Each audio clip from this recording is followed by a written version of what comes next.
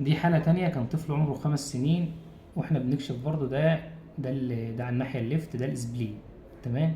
اللي باين ده، واخد بالك، ده البلورال كافيتي. فده بلورال افيوجن. شايفين السواد ده؟ ده عبارة عن ايه؟ بلورال افيوجن. وده ده كونسوليديشن تحته بالظبط. يعني ده بلورال افيوجن اهوت باين معانا، ماشي معانا كويس خالص. واللي تحت البلورال افيوجن ده كونسوليديشن. ماشي. انا مصور كذا فيديو برضو، ايه نشوفه مع بعض ان شاء الله وهيتضح اكتر معانا. ده البلورال افيوجن اهو. وده اللي هي الشريط ساين ديت في اللي مذاكر لانج الترا ساوند. ده الايه؟ الكونسوليديشن. فيديو تاني. الفيديو ده موضح البلورال افيوجن اكتر شويه تقريبا.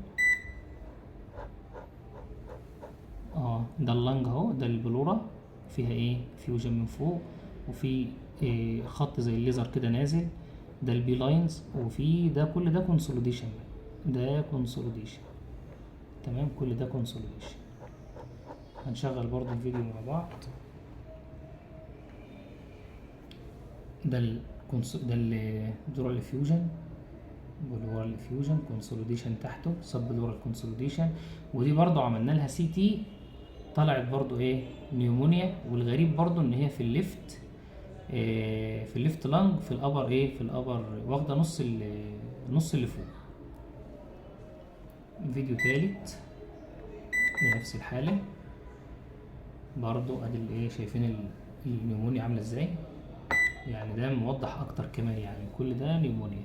فين البلورال لاينز؟ من في الناحيه دي مش لاقيينه اصلا، يعتبر يعني مش باين معانا.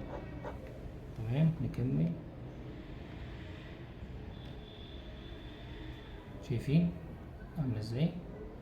طبعا ده مش شكل النورمال لانج خالص يعني. برضو لما جبناها بغروب الايكو واضح برضو معانا. ده اللانج بغروب الايكو، عامله كانها ليفر. تمام. شفتوا اللانج عامله ازاي؟ ليفر. ده هيباتايزيشن. يعني صوره كاركترستيك خالص يعني. فده فيديو حلو ودي حاله حلوه.